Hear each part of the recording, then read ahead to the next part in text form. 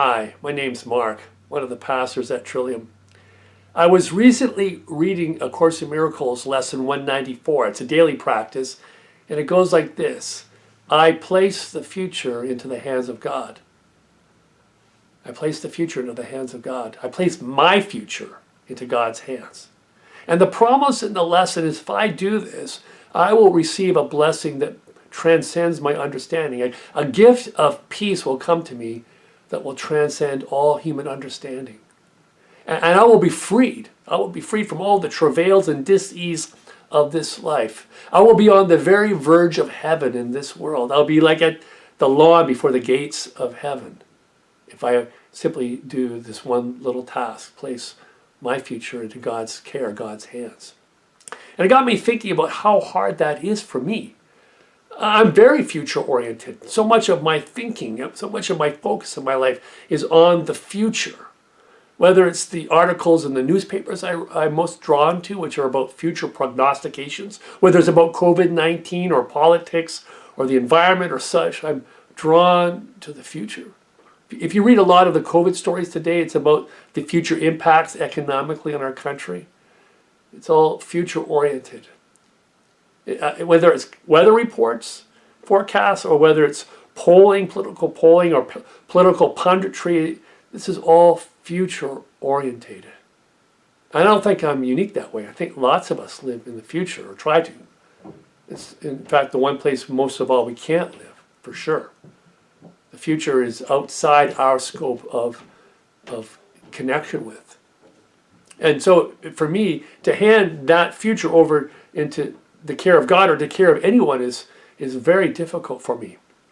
Even something little like going to the store and wondering if I'm going to have a lineup waiting for me when I get there. What am I going to do if there's a lineup, a big lineup, when I go to the supermarket or to another store I need to get supplies from? And I was tempted one time just recently to worry about that. And then all of a sudden I remembered the lesson. I place my future into the hands of God. That is, I'll figure it out when I get there. I don't need to know in advance. It makes me wonder, why do we need to know the future before it's happened? It seems so counterproductive to me.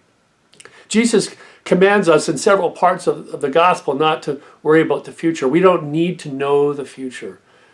We don't need to know the future. There's an invitation to place our future in God's care so that we can live in this moment, present to perfect love for our neighbor, whoever they might be. Now, I don't know what my life would look like if I really did what the lesson asked me to do, to place my future into God's hands. I wonder what it would really look like.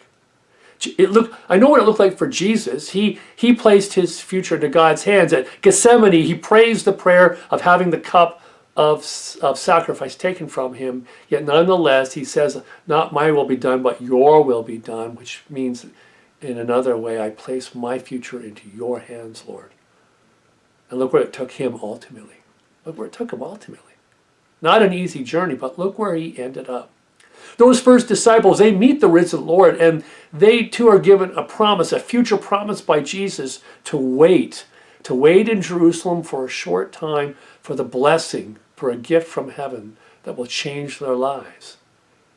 And they wait in the moment, having placed their future in God's hands.